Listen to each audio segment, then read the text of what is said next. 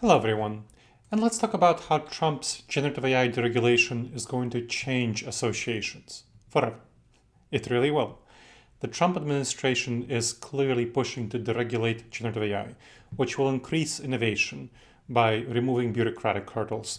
So policy changes will enable the emergence of even newer tools faster than they were before. So if you thought that generative AI was moving quickly, you haven't seen nothing yet with the new deregulation coming.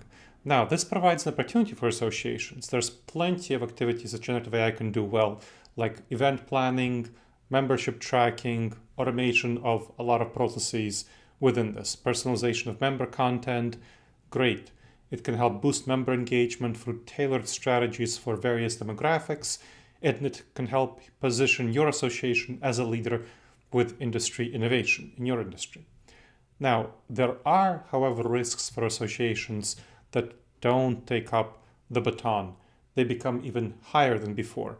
They risk losing relevance and members. You'll see members that have more than one association which they can join.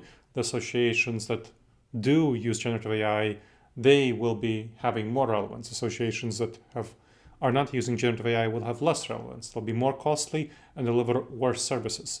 So member expectations are rising as industries increasingly leverage generative AI tools, and associations must innovate to avoid eroded trust by members and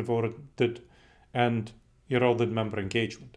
Here's a client I worked with. It's a national association that sought to adopt generative AI as an example of what we did there and how it adopted generative AI effectively. It helped personalize engagement strategies with members and reduce operational costs through using generative AI. We had generative AI literacy training for leaders to align their ability to use generative AI with the organization's values. And then we went to provide more customized training to different staff, volunteers, chapter leaders, and so on, whatever roles they were. The results were great. That had higher member satisfaction, increased participation by volunteers, while administrative tasks were reduced by 40%. So the time that was spent on administrative tasks by staff, that's excellent. So as you're thinking about generative AI adoption, especially in this new context of the Trump administration's deregulation, think about auditing your current processes to identify opportunities for automation, partner with consultants and tech firms that have expertise when working with associations, introduce AI ethics training as part of organizational culture. There's a lot of concerns about managing risks and having good compliance, and you need to have ethics training and good policies around this. And have pilot programs to test and refine AI adoption and integration strategies. Make sure to allocate appropriate budget for AI training and infrastructure. You can seek funding and grants and partnerships with generative AI initiatives. Some of the larger companies like Microsoft do provide some funding for nonprofits. Prioritize scalable generative AI solutions that align with your association's goals. So as you do pilots, then you need to be able to scale them up. And embrace gradual implementation to manage your costs effectively and manage change effectively. So, as we finish up, think about and recognize that Trump's generative AI deregulation will accelerate the need for innovation for your association.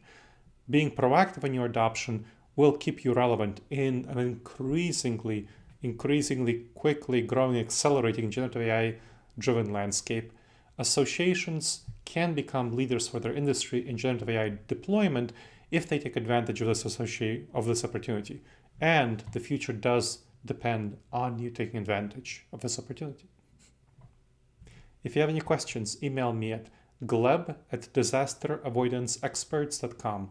That's gleb@disasteravoidanceexperts.com.